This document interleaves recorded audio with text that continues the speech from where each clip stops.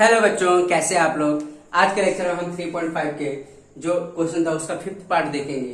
दे रखा area of rectangle get reduce by 9, ठीक है, 9 स्क्वायर यूनिट, ठीक है, if its length is reduce by 5 units and breadth is increased by 3 units. तो देखो स्टूडेंट, रेक्टेंगल जो होता है, जैसे मैं सॉल्यूशन करूंगा यहाँ पर, जो रेक्टेंगल होता है किस शेप का होता है, ठीक है, ये हमारा क्या हो गया लेंथ और ये हो गया ब्रेथ, और ये पूरा कितना हो गया एरिया हो गया स्टूडेंट, ठीक है। आई बात समझ में, इतनी बात समझ में आ रही है स्टूडेंट। तो एरिया कितना होता है इसका, एरिया ऑफ रेक्टेंगल कितना होगा, लेंथ इंटू ब्रेथ, ठीक है। आपको पता है स्टूडेंट, मतलब जो रेक्टेंगल होता है उसका एरिया होता है लेंथ इंटू ब्रेथ होता है। तो देखो एज्यूम हम करेंगे let length of rectangle equal to length of rectangle be x unit, ठीक है। और क्या बोल रखा है, लेंथ हो गया breadth and breadth of rectangle be y unit. इतनी बात समझ में आ रही है स्टूडेंट, क्लियर है। तो लेंथ ऑफ रेक्टेंगल हमने एज्यूम कर लिया और ब्रेथ एज्यूम कर लिया। तो अब यहां पे देखो स्टूडेंट, हम क्या काम कर रहे हैं, केस फर्स्ट बना लेंगे, केस फर्स्ट, ठीक है। केस फर्स्ट क्या बोल रखा है, rectangle get reduce, area of rectangle get reduced by 9 unit. तो एरिया कितना हमारे पास, एरिया इक्वल टू, देखो area equal to length into breadth, इतना मैंने लिख लिया। अब यहां क्या बोल रखा है, एरिया जो हो रहा है रिड्यूस कितना कर रहा है, 9 यूनिट। तो 9 यूनिट रिड्यूस कर रहा है, एरिया के अंदर 9 यूनिट रिड्यूस हो रहा है और स्क्वायर यूनिट, ठीक है। अब ये बोल रखा है if its length is reduce by 5, length में कितना रिड्यूस हो रहा है, 5 यूनिट का, क्लियर है। And breadth is increase by 3 unit, breadth में कितना इंक्रीजमेंट हो रहा है, 3 यूनिट का। इतनी बात समझ, आई थिंक सब बच्चों को समझ में आ रहा है। एरिया कितना रिड्यूस हो रहा है, अगर एरिया 9 स्क्वायर यूनिट रिड्यूस हो रहा है, स्क्वायर यूनिट रिड्यूस हो रहा है, तो लेंथ में कितना रिड्यूस हो रहा है, 5 यूनिट, एंड ये कितना, और जो ब्रेथ है कितना इंक्रीज कर रहा है, 3 यूनिट इंक्रीज कर रहा है। तो अब यहां देखो स्टूडेंट क्या काम करेंगे, तो एरिया हमारा क्या हो जाएगा, लेंथ इंटू ब्रेथ, लेंथ हमने कितना माना है x, ठीक है। तो एरिया हमारा कितना हो जाएगा स्टूडेंट, एरिया कितना हो जाएगा, फाइनली एरिया जो आएगा वो क्या आ जाएगा, लेंथ इंटू ब्रेथ, लेंथ कितना माने हैं x यूनिट और ब्रेथ कितना माने हैं y यूनिट, तो x इंटू वाई हो जाएगा। इतनी बात समझ में आ रही है आपको। तो एरिया की जगह पर क्या यूज करेंगे, एरिया की जगह पर x इंटू वाई माइनस 9, और लेंथ की जगह पर क्या यूज करेंगे स्टूडेंट, लेंथ की जगह पर x माइनस 5, और ये ब्रेथ की जगह पर क्या यूज करेंगे, y यूनिट, y प्लस 3। इतनी बात समझ में आ रही है स्टूडेंट, क्लियर है। आई थिंक सब बच्चों को समझ में आ रहा। तो अब क्या काम करेंगे, इसको सिंप्लीफाई करेंगे, एक्स वाई माइनस 9। अब देखो इसको इससे मल्टीप्लाई करो, तो x y plus 3 minus 5 y plus 3। इतनी बात समझ में आ रही है स्टूडेंट। तो ये आ जाएगा एक्स वाई माइनस 9, इसको इससे मल्टीप्लाई करेंगे, एक्स वाई, इसको इससे मल्टीप्लाई करो 3x, ठीक है, इसको इससे मल्टीप्लाई माइनस 5y और माइनस 15 हो जाएगा। इतनी बात समझ में आ रही है स्टूडेंट। अब देखो ये x y कैंसिल हुआ, माइनस 9 और ये क्या बन गया, देखो minus 9, 3x minus 5y minus 15 equal to 0। अब इसको हम इधर लेके जाएंगे, तो ये क्या, माइनस 9 इक्वल टू 3x। अब देखो माइनस 9 है, इसको उधर लेके जाओ, कितना आएगा, 15 equal to 3x minus 5y। Clear है स्टूडेंट। तो ये कितना देगा, माइनस 9 में से 15 देखो 15 में से माइनस 9 माइनस करेंगे तो 6 आ जाएगा, ठीक है, equal to 3x minus 5y। तो ये हमारी देयरफॉर हमारी फाइनल इक्वेशन क्या आ जाएगा, 3x minus 5y equal to 6। ये हमारी फर्स्ट इक्वेशन होगी स्टूडेंट, ठीक है, this will be first equation. I think सब बच्चों को समझ में आ रहा है, ठीक है। अब देखो केस 2 बना लेंगे स्टूडेंट, केस 2। तो इसको मैं मिटा नहीं रहा हूं, यहीं से केस 2 बना दे रहा हूं मैं, ठीक है। तो यहां पे देखो केस 2 बना दे रहा हूं स्टूडेंट, यहीं पे चेंज कर देते हैं, ठीक है। तो केस 2 यहीं से हम बना लेते हैं। देखो अब ये बोल रखा है कि if we increase the length 3 unit and breadth by the 2 unit, the area कितना इंक्रीज कर रहा है हमारा 64। तो देखो इसी में हम चेंज कर दे रहे हैं, देखो यहां पे ध्यान से समझो। तो हमारे पास जो एरिया, देखो लेंथ में कितना इंक्रीज कर रहे हैं, लेंथ में, इफ लेंथ में हम इंक्रीज कर रहे हैं 3 यूनिट प्लस 3 और ब्रेथ में कितना इंक्रीज कर रहा है 2 यूनिट, मतलब b प्लस 2। तो एरिया हमारा कितना इंक्रीज हो रहा है स्टूडेंट, एरिया कितना हो रहा है 64 यूनिट इंक्रीज हो रहा है, मतलब प्लस 64 इक्वल, इतनी बात समझ में आ रही, सॉरी 67 है यहाँ पर, 67 यूनिट इंक्रीज कर रहा है, यही तो बोल रखा है।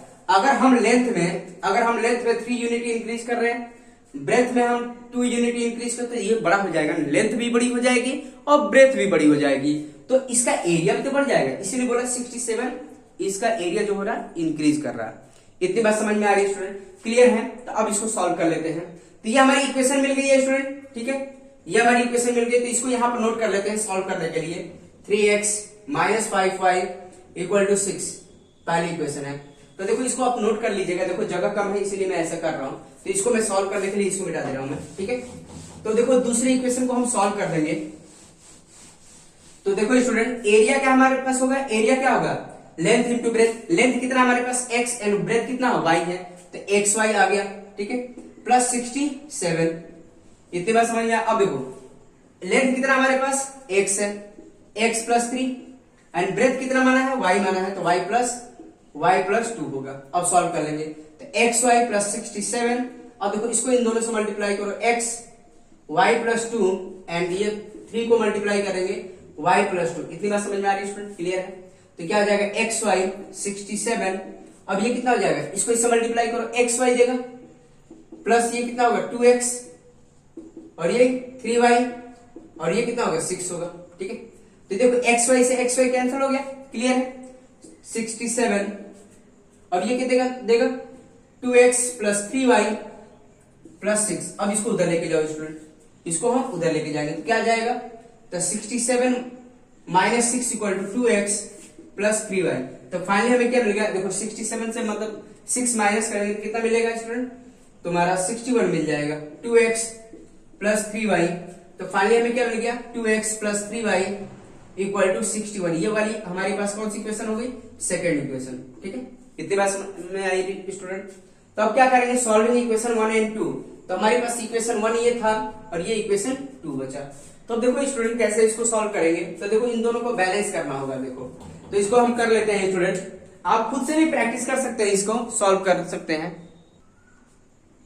तो देखो बच्चों, इसको तीनों मेथड में से कोई भी मेथड से सॉल्व कर सकते हैं। एलिमिनेशन मेथड भी यूज कर सकते हैं, सब्स्टिट्यूशन मेथड भी यूज कर सकते हैं, क्रॉस मल्टीप्लिकेशन मेथड भी यूज कर सकते हैं। तो देखो स्टूडेंट जिस मेथड से करना चाहो कर सकते हो। तो देखो मैं एलिमिनेशन मेथड से कोशिश कर रहा हूँ सॉल्व कर दूं मैं।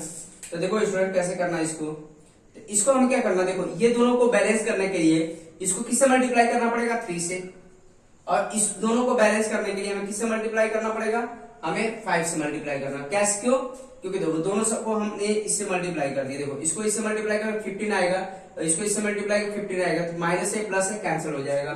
तो देखो इसको इससे मल्टीप्लाई करते हैं, इसको इससे मल्टीप्लाई करो तो क्या आएगा 9x, ठीक है, माइनस ये आ जाएगा 15y आ जाएगा, क्लियर है। देखो इसको इससे मल्टीप्लाई किया 9x, इसको इससे मल्टीप्लाई माइनस 15y, अब 3 इंटू 6 कितना हो जाएगा 18 हो जाएगा स्टूडेंट, ये हमारी थर्ड इक्वेशन हो जाएगी, क्लियर है। अब इसको इससे मल्टीप्लाई करो कितना आएगा 10x, फिर इसको इससे मल्टीप्लाई करेंगे तो कितना आ जाएगा स्टूडेंट 15 प्लस 15y आ जाएगा, ठीक है। फिर इसको इससे मल्टीप्लाई करो तो ये आ जाएगा आपका 5 और ये 30, ठीक है, ये आ जाएगा, यही आएगा। देखो 5 इंटू 1 5 होगा, 6 इंटू 5 आपका 30 होगा, ये हमारी फोर्थ इक्वेशन होगी। अब हम इस इक्वेशन को क्या करेंगे, सॉल्व कर लेंगे।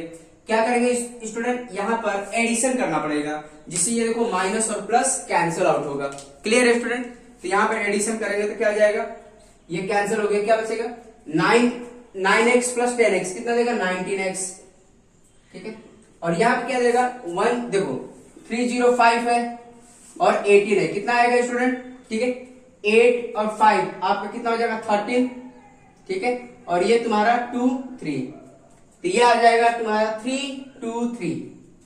इतनी बात समझ में आ रही है स्टूडेंट, क्लियर है। अब इसको सॉल्व कर लोगे तो ये आ जाएगा आपका 19x इक्वल टू 3 2 3, तो x इक्वल टू कितना आ गया 3 2 3 डिवाइड बाई 19, तो x इक्वल टू आ जाएगा आपका 1 टाइम और ये आई थिंक 17 आ जाएगा स्टूडेंट। आप सॉल्व करके देखिए x की वैल्यू क्या आ जाएगी 17 आ जाएगी, 17 इंटू 9 करेंगे तो हमारा 323 देगा। ठीक है स्टूडेंट, अब इस x की value put x equal to 17 in equation किसी एक में पुट कर लो, इसमें पुट कर लो या इसमें पुट कर लो, इन इक्वेशन 1।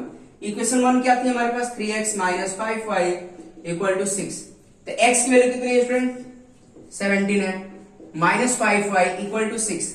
तो finally we will get 17 into 3 कितना होगा, 51 हो जाएगा, 5y इक्वल टू 6। ठीक है, तो क्या मिल गया हमारे पास, तो 51, देखो 51 को हम क्या करेंगे, इसको इधर लेके आओ, तो minus 5y equal to 6 minus 51, तो minus 5y equal to minus 45 आ गया स्टूडेंट। तो y इक्वल टू कितना हो गया, माइनस 45 डिवाइड बाई माइनस 5, तो y इक्वल टू कितना हो गया, 9 हो गया। क्लियर है student, therefore the length of the dimension क्या हो जाएगा, डायमेंशन का मतलब बोल रखा है हमें लेंथ और ब्रेथ फाइंड आउट करना है। तो therefore length of rectangle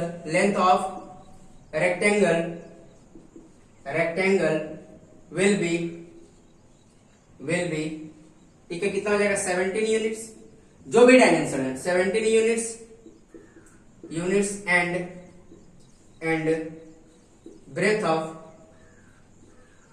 breadth of rectangle will be 9 unit. इतनी बात समझ में आ रही है स्टूडेंट, क्लियर है। तो इस टाइप के भी क्वेश्चन पूछे जाते हैं, तो ऐसे आप सॉल्व कर सकते हैं स्टूडेंट। तो लेंथ हमारा फाइनली कितना आ गया, 17 यूनिट्स एंड ब्रेथ जो होगा 9 यूनिट आ गया। तो इसको आप जरूरी नहीं कि एलिमिनेशन मेथड से, क्रॉस मल्टीप्लीकेशन मेथड से भी सॉल्व कर सकते हैं। ठीक है स्टूडेंट, तो देखो मैंने ऐसे ही क्वेश्चन कुछ लिख देता हूं आपकी प्रैक्टिस के लिए, जिससे इस टाइप के क्वेश्चन में आप परफेक्ट हो जाएंगे स्टूडेंट। तो मैं लिख देता हूं, आप उसको सॉल्व करिएगा स्टूडेंट। तो देखो बच्चों, मैंने कुछ क्वेश्चंस लिख दिए हैं, अभी जैसे मैंने क्वेश्चन कराया उसी से रिलेटेड सारे क्वेश्चन है, जैसे वो वाला क्वेश्चन किया था वैसे इसमें भी इसको सॉल्व करना है। तो ये बोला है area of rectangle get reduce bye 28। ठीक है, तो ये क्या बोला है, इसका मैं हिंट दे देता हूं स्टूडेंट। एरिया कितना आ रहा है, एरिया कितना रिड्यूस हो रहा है, 28। क्या बोल रखा है, unit if its length is increase by, length कितना इंक्रीज कर रहे हैं, 2 unit, and breadth is reduce by 2 unit. तो इससे हम सॉल्व करके इक्वेशन वाले एरिया कितना हो जाएगा रेक्टेंगल का, इसको होगा सॉल्व कर x into y, length into breadth, length हमने क्या मान लिया, x मान लिया, और ब्रेथ कितना मान लिया, y मान लिया। ठीक है, तो माइनस 28, अभी इसको सॉल्व कर, लेंथ कितना है x और ये +2 एंड y -2, तो इनको सॉल्व करेंगे तो एक इक्वेशन बन जाएगी स्टूडेंट। क्लियर है, आई बात समझ में। ठीक है, तो इसको सॉल्व करने पर पहली इक्वेशन बन गई, सॉल्व कर लेंगे। अब दूसरा केस क्या बोला था, if you reduce the length bye 1 unit, length में हम 1 रिड्यूस, दूसरा केस बना रहा हूं मैं स्टूडेंट, दूसरा केस, लेंथ में हम 1 यूनिट रिड्यूस कर रहे हैं, अब breadth is increase by 2 unit, breadth में हम कितना इंक्रीज कर रहे हैं, 2 यूनिट। ठीक है, then area is increase by 33, area कितना इंक्रीज कर रहा है, 33। ठीक है, तो अब दूसरी इक्वेशन क्या बन जाएगी स्टूडेंट, एरिया कितना है x एंड y, और क्या कर लेंगे, +33। क्लियर है, अब ये क्या हो जाएगा, x -1 हो जाएगा, हो जाएगा, और ये क्या y +2 हो जाएगा, y +2। इससे हमारी एक इक्वेशन बन जाएगी। अब इसको हम सॉल्व करेंगे तो हमारा x एंड y की वैल्यू आ जाएगी, तो x हमारा लेंथ होगा और ब्रेथ क्या होगा, y होगा। तो लेंथ हम सॉल्व करेंगे, x की वैल्यू यहाँ पर क्या आ जाएगी, दोनों इक्वेशन को सॉल्व करने में क्या जाएगा, x = 23 एंड ब्रेथ जो हो जाएगा हमारा 11 आ जाएगा। आप सॉल्व करके देखिएगा स्टूडेंट, तो आंसर आपका आ जाएगा। क्लियर है, आई थिंक सब बच्चों को समझ में आ रहा है। अब देखो दूसरा भी वैसे ही है, ये क्या बोल रखा है, area of rectangle is remain same, area of rectangle क्या हो रहा है, सेम है, कुछ फर्क नहीं पड़ रहा है। If the length is increase by 7 metre and breadth is decrease by 3 metre, तो एरिया पर कोई फर्क नहीं पड़ रहा है स्टूडेंट, एरिया पर कोई फर्क नहीं पड़ रहा है, सेम।